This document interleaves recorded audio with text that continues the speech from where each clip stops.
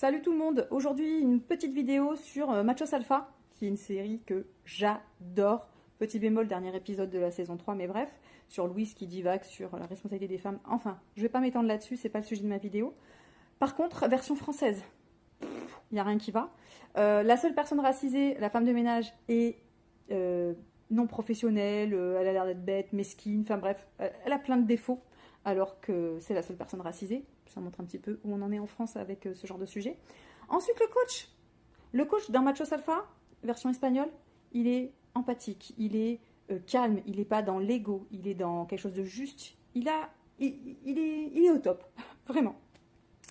Dans la version française, il crie, il humilie, il dénigre, il affiche, enfin, il a rien de ce qu'il faut en posture professionnelle. Et je trouve que c'est hyper représentatif du modèle français d'éducation et de la pédagogie. C'est qu'il faut, il faut y aller dans la violence, comme si c'était normal, comme s'il fallait éduquer les autres, les enfants, les adultes, dans quelque chose d'hyper violent, une fois de plus. Et je ne sais pas comment on fait pour apprendre aux hommes à se déconstruire, à réfléchir à soi, si on leur hurle dessus en leur disant que leur violence à eux, elle n'est pas bonne, alors qu'il faut qu'ils arrêtent d'être violents. Comment on fait d'être dans ce système de violence qui ne fait que tourner en rond comme ça? Si je crie en permanence sur quelqu'un en disant « il ne faut pas crier sur les femmes, il ne faut pas crier sur les enfants », comment il va se dire « ah ben en fait je peux faire différemment ?» Ben non en fait. Et ça fait quoi comme répercussion? Il ne va pas ne pas aimer le coach.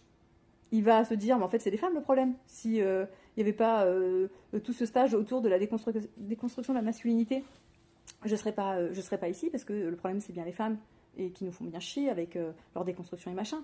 Donc en fait, c'est ça le souci. Et il tourne une vidéo aussi d'un coach qui crie sur un enfant de, je sais pas, 8, 9, 10 ans, parce que l'enfant n'a pas voulu combattre, c'est un sport de boxe, avec une fille, et du coup, le coach l'humilie. Il lui hurle dessus devant tout le monde.